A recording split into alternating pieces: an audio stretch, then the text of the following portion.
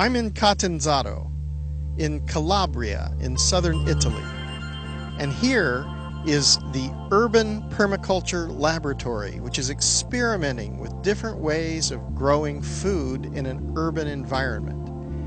And this is a project of the World Permaculture Association. And it's interesting because this profusion of life is living in symbiosis.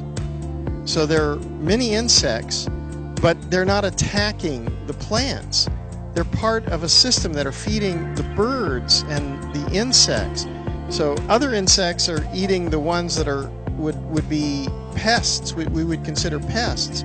So they're not actually pests, they're food for beneficial organisms. And many of the plants are just volunteering and coming up, and many of the plants that we consider to be annual plants are behaving like perennial plants. They're either reseeding themselves or they just continue to grow throughout the season. It's probably because this is a Mediterranean biome, so this might not work in higher latitudes. But it's astonishing that crops that we now consider that we have to propagate are volunteering to come back, either reseeding themselves because they're allowed to go to seed, or they're just adopting sort of perennial systems. So you have these enormous root systems which have grown up over time, and they continue to flower and continue to feed into the next generation.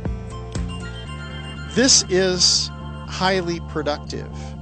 This is done in an urban area. This is something which goes against the idea that we have to clean everything up and then we have to put massive amounts of inputs here, because it's holding the moisture, it's holding and releasing nutrients, and it's stimulating microbiologic communities tremendously.